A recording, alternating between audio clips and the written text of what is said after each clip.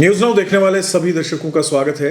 लोकसभा के चुनाव और कल हमने वीडियो में बात की थी भारतीय जनता पार्टी के कि कौन से चेहरे जो है वो भारतीय जनता पार्टी के उम्मीदवार हो सकते हैं लोकसभा चुनाव को लेकर।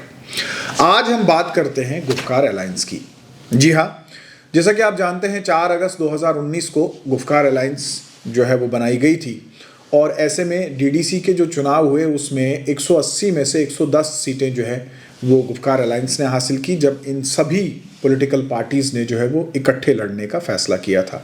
लेकिन अब चूंकि लोकसभा के चुनाव आ रहे हैं और पीछे भी हमने देखा जो भी इलेक्शंस जब नज़दीक आते थे तो गुफकार अलायंस में दरारें जो है वो देखने को मिलती थी। दो बड़ी जमातें जो गुफकार अलायंस का हिस्सा है, नेशनल कॉन्फ्रेंस और पीपल्स डेमोक्रेटिक पार्टी की बात करें तो लोकसभा इलेक्शंस में दोनों जमातें जो है वो आमने सामने जो है वो दिख रही हैं। अब आप पूछेंगे कैसे?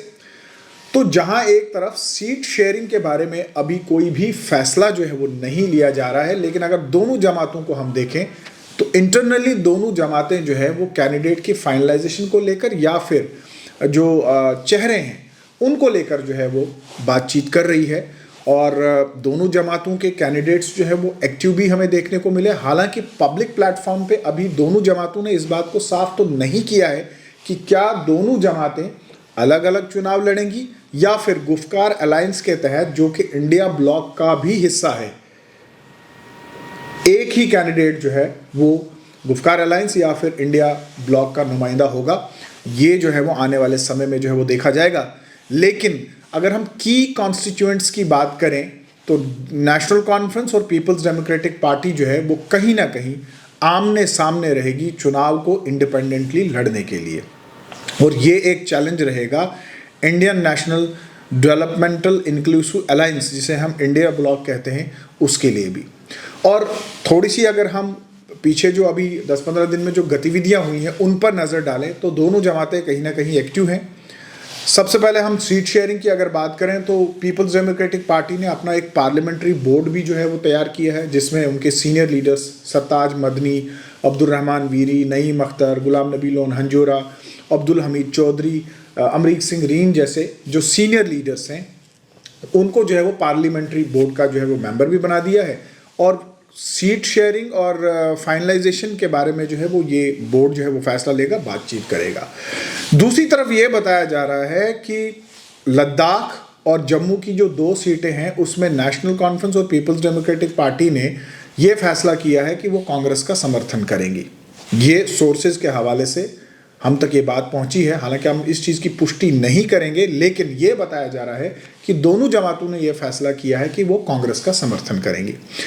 इसके अलावा अगर हम देखें तो जो बाकी सीट्स हैं, जो कश्मीर की 3 सीट्स हैं, जिसमें हम शुरुआत करते हैं सबसे पहले साउथ कश्मीर की जो सीट है, जिसमें अब राजौरी और पुंछ का भी जो इलाका है वो शामिल कर दिया गया है।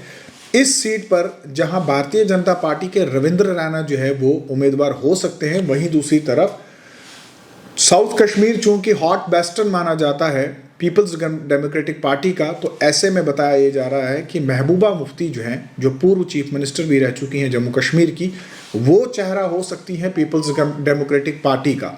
और इसकी वजूहात ये हैं कि साउथ कश्मीर, अनंतनाग, ये वो इलाका है जो काफ़ी हॉट बस्टन माना जाता है पीपल्स डेमोक्रेटिक पार्टी का, और हमेशा से ही जब भी चुनाव हुए हैं तो वहाँ से पीपल्स डेमोक्रेटिक पार्टी को एक अच्छा मैंडेट जो है वो मिला है।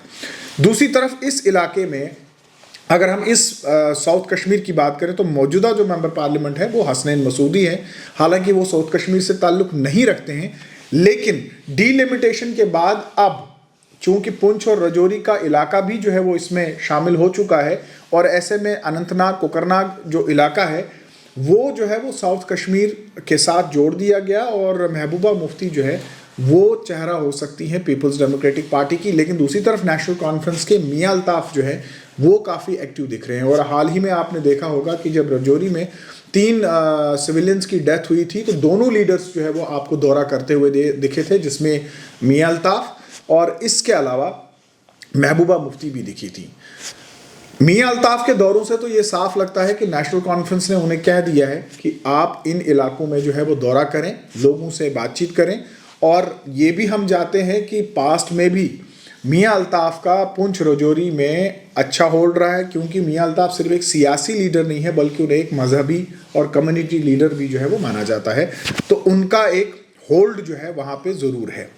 इसके अलावा नेशनल कॉन्फ्रेंस के जावेद राना, मुजफ्फर इकबाल जैसे लोग जो राजौरी से ताल्लुक़ रखते हैं, मेंढर से ताल्लुक़ रखते हैं, उनके बारे में भी बताया जाता है कि नेशनल कॉन्फ्रेंस हो सकता है उनको भी लोकसभा चुनाव में जो है वो चेहरा बना सकते हैं। लेकिन जब हम सफ़े फहरिस्त की बात करें यानी एक नंबर की बात करें तो उसमें नेशनल कॉन्फ्रेंस से मियां अल्ताफ और पीपल्स डेमोक्रेटिक पार्टी की महबूबा मुफ्ती, जो कि इस एरिया में हम कह सकते हैं कि टॉलेस्ट लीडर है और अच्छा होल्ड है उनका इस इलाके में। इसके बाद हम बात करते हैं सेंट्रल कश्मीर की यानी बडगाम की। तो बडगाम से मौजूदा जो मेंबर पार्लियामेंट है वो डॉक्टर फारूक अब्दुल्ला है, और डीलिमिटेशन के बाद अगर हम देखेंगे तो जो हॉट बेल्ट है पीपल्स डेमोक्रेटिक पार्टी के, जैसे पुलवामा, पामपुर, शोपियन कॉन्स्टिट्यूंसी का एक हिस्सा, वो जो है वो आफ्टर डीलिमिटेशन जो है वो इस सेंट्रल कश्मीर यानी बडगाम की जो लोकसभा सीट है उसमें जो है वो शामिल हो गया है। तो ऐसे में पीपल्स डेमोक्रेटिक पार्टी का वोट बैंक जो है वो यहाँ भी थोड़ा ऐड हो गया है। तो हम ऐसा कह सकते हैं कि यहाँ पे अगर चुनाव असेंबली इलेक्शंस जो है वो नहीं होते हैं तो उमर अब्दुल्ला या फिर डॉक्टर फारूक अब्दुल्ला जो है वो चेहरा हो सकते हैं। लेकिन बताया ये जा रहा है कि डॉक्टर फारूक अब्दुल्ला को जो है वो रिपीट किया जाएगा सेंट्रल कश्मीर से बडगाम की जो सीट है। और दूसरी तरफ पीपल्स डेमोक्रेटिक पार्टी जो है वो बहुत सारे चेहरों को जो है, जिसमें कुछ यूथ लीडर्स भी शामिल हैं, उनको डिस्कस कर रही है और हो सकता है कि वो अपने कैंडिडेट को जो है वो फाइनल करेंगे सेंट्रल कश्मीर यानी बडगाम वाली सीट से। तीसरी सीट हम कश्मीर की बात करें तो इसमें नॉर्थ कश्मीर की बात करते हैं। नॉर्थ कश्मीर से मौजूदा मेंबर पार्लियामेंट अकबर लोन, जो कि नेशनल कॉन्फ्रेंस से ताल्लुक़ रखते हैं, और बताया जा रहा है कि उनकी तबीयत नासाजगार है और बड़े अरसे से एक्टिव नहीं है।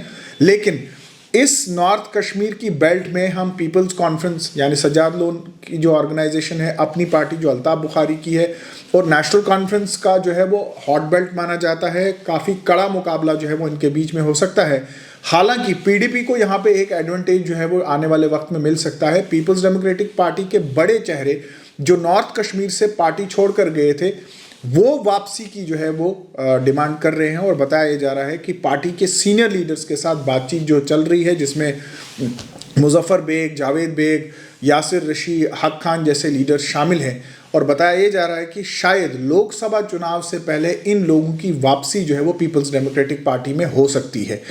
और दूसरी तरफ अगर देखें तो इस नॉर्थ कश्मीर की जो लोकसभा सीट है उसमें कड़ा मुकाबला होगा।